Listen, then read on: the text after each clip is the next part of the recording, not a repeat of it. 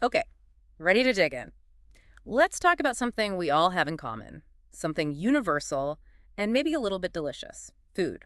But more specifically, how it impacts our bodies. That's right, we're diving deep into nutrition and diet therapy today. And you know what makes this deep dive even cooler? We're getting into a textbook, actually, for healthcare professionals. It's like getting a sneak peek into how the experts think about nutrition. Exactly. Think of this as your crash course on some pretty complex stuff, distilled from a dense textbook into something, well, fun. Yeah, we're going way past eat your veggies here. This textbook gets so specific about what a healthy diet really means. Okay, so no more vague advice. Lay it on us. What does this textbook say about building a truly healthy diet? So one of the things that really stood out to me was how specific it gets about what we should limit. We're talking less than 300 milligrams of cholesterol a day, keeping those trans fatty acids as low as possible, these like partially hydrogenated oils. It's all about being smart about the types of fat we're eating. So, not all fats are the enemy. It's about making informed choices. Right. And it's not just fats. They get really specific about other things, too. The book recommends limiting calories from solid fats, added sugars, and then there are refined grains, Mhm. especially the ones hiding extra solid fats, added sugars, and sodium, like it's a triple whammy. Makes sense. Sounds like, as with most things, moderation is key. Exactly. Even with alcohol, they talk about moderate consumption, Mhm. up to one drink a day for women, two for men, if you choose to drink, of course. Right, moderation in all things. Yeah. Now, this next topic really got me thinking food insecurity. And it's not just about having enough food, but about access to nutritious, affordable options. Such an important point, and honestly, the statistics are pretty surprising. Did you know that food insecurity actually impacts large cities and rural areas more than suburban areas? Wow, I did not know that. Yeah, and it's more prevalent in the South and West compared to the Midwest and Northeast. It really highlights how much location and socioeconomic factors can impact our ability to make healthy choices. Totally. It makes you think about how we can make healthy food more accessible to everyone, regardless of where they live or their income level. Now, I noticed that this textbook also dives into nutritional assessments. What exactly are those? Are they different from those quick screenings you might get at a health fair? Oh, yeah, a nutritional assessment is a way more in-depth look at someone's overall nutritional status. We're talking a full physical exam, measurements like your height and weight, lab tests, a detailed history of your daily food intake. It's a whole process. So it's much more personalized and comprehensive than a quick screening. Absolutely. And because it's so in-depth, it's usually reserved for individuals considered high risk, someone who's maybe getting ready for surgery or managing a chronic illness, that kind of thing. That makes sense. And it sounds like it's a team effort, too, involving a bunch of different healthcare professionals. You got it. We're talking doctors, nurses, registered dietitians, even social workers sometimes. It's really a multidisciplinary approach, showing just how important it is to look at health holistically. So we've talked about what a healthy diet should look like, but how do nutrition professionals actually use this knowledge in real life? It feels kind of overwhelming to think about. That's where it gets really interesting. This textbook isn't just theoretical. It dives into the practical tools dietitians use every single day to guide people toward a healthier way of eating. Oh, so it's like their secret weapon against unhealthy habits. I'm ready. Spill the tea. I like that, their secret weapon. One of the coolest things I found is my plate. That visual guide with all the colors divided into sections for different food groups. Oh, yeah, I've definitely seen that. It's such a simple but effective reminder to try and create balanced meals. Exactly. It shows you what a well-rounded plate should look like without getting too complicated. And if you really want to go deeper, their website, choosemyplate.gov, has a ton of great resources. Perfect. I'm all about making things easy and accessible. Now, what about those exchange lists I read about? They sounded pretty cool. Oh yeah, the exchange lists are fascinating. They group foods that have similar nutrient profiles, like calories, carbs, or protein. So you can basically swap them out without throwing your whole diet off track. That sounds like exactly what I need, honestly. Any surprising swaps on those lists? Here's one that always gets me. Did you know dried beans can count as both a lean meat and a starch? Talk about multi-purpose. Whoa, really? That's amazing. So you could have a hearty bean stew or toss them in a salad for extra protein. That's so cool. Now, what about these DRIs? They sound kind of technical, I've got to admit. Yeah, DRIs, or dietary reference intakes, can sound a bit intimidating, but they're all about personalization, really. They give specific recommendations for how much of each nutrient you need, based on things like your age, gender, and other factors. So it's like a customized nutrition plan. I like it. Exactly. DRIs take the guesswork out of figuring out what your body needs to thrive. Now, another thing this textbook is big on is cultural sensitivity, which is so important when it comes to food. There's no one-size-fits-all approach. Totally agree. Everyone's relationship with food is unique and influenced by so many factors. What kind of examples did they give in the textbook? Well, for example, they talk about the concept of hot and cold foods in some cultures and how healthcare providers can be mindful of those beliefs, even when advising on things like formula feeding for babies. That's amazing. Such a good example of how important it is to understand someone's background and tailor recommendations accordingly. Exactly. And it doesn't stop there. They also talk about lactose intolerance, which is more common in certain ethnic groups, and how to adjust diets for that. Plus, they even discuss religious restrictions on meat consumption, which you see in religions like Buddhism, Hinduism, Islam, Judaism, really across the board. It really highlights how much we need to consider the whole person when we talk about nutrition. All those factors come into play. Okay, ready to move on to the building blocks. Let's talk about carbs, fats, and proteins. Let's do it.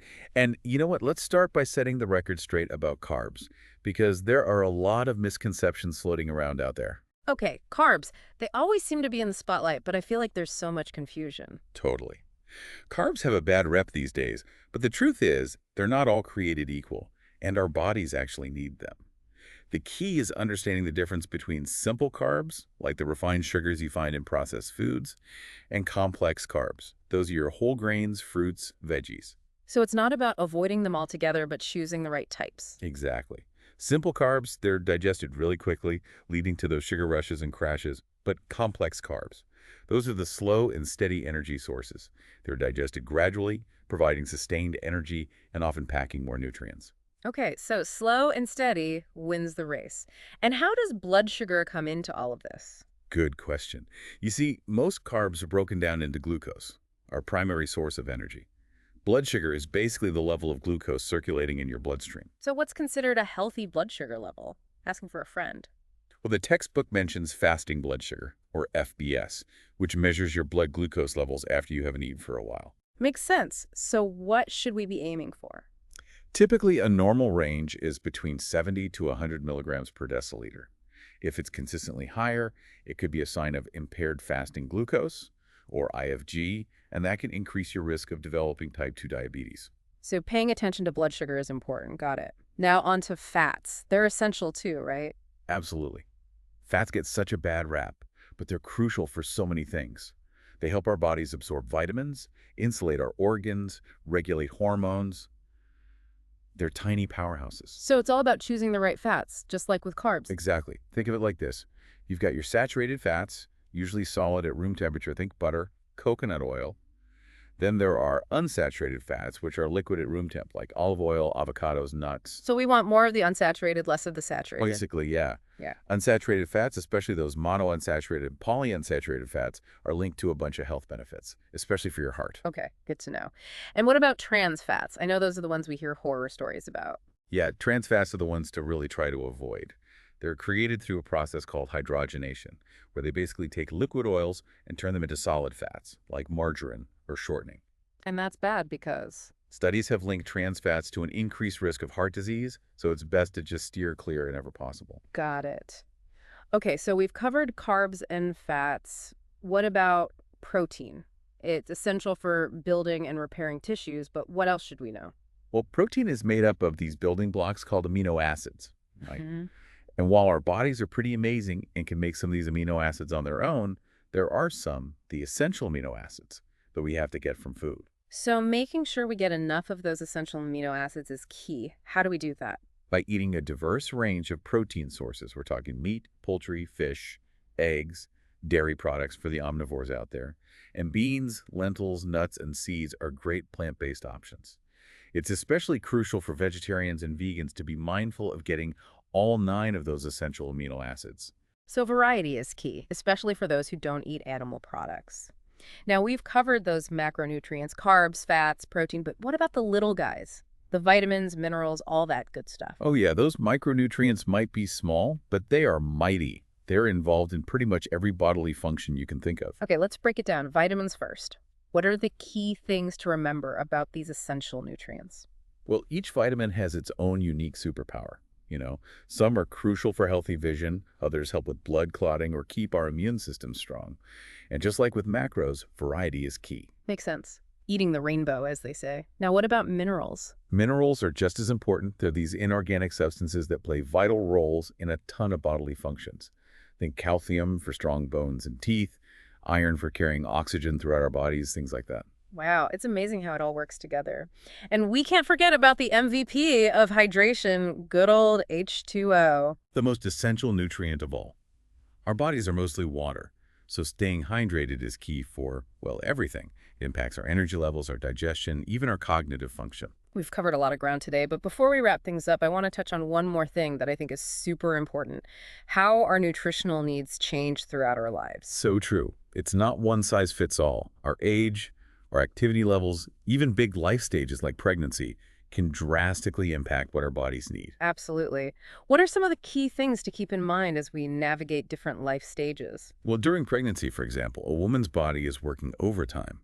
Not only is it nourishing itself, but it's also growing a human being. The demands are huge. So it's crucial to focus on getting enough calories, protein, and essential nutrients. We're talking iron, folate, DHA, the whole shebang. What about those early years, infancy and childhood? Those early years are all about growth and development, right? Breast milk is amazing for infants. It provides this perfect blend of nutrients and antibodies. And as babies start transitioning to solid foods, offering a wide variety of nutrient-rich options is so important. And what about those teenage years? So much is happening then. Adolescence, a time of growth, spurts, hormonal changes, the whole 9 yards.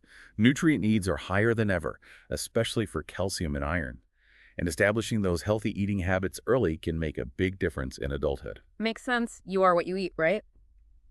And speaking of adulthood, how do our needs change as we get older? Well, as we age, our metabolism tends to slow down, and we might not need as many calories. But our nutrient needs often stay the same or even increase. It's super important to pay attention to calcium, vitamin D, vitamin B12. Deficiencies can become more common as we get older. Wow, it really highlights how important it is to stay informed about our nutritional needs throughout our lives, no matter what stage we're in. 100%. And you know what? This deep dive has given everyone such a great foundation of knowledge, but we've just scratched the surface. It's always a good idea to connect with a healthcare professional or registered dietitian for personalized advice. I couldn't agree more. We've covered so much today, but remember, this is a lifelong journey of learning and discovery. Thanks for joining us on this fascinating deep dive into the world of nutrition. Until next time.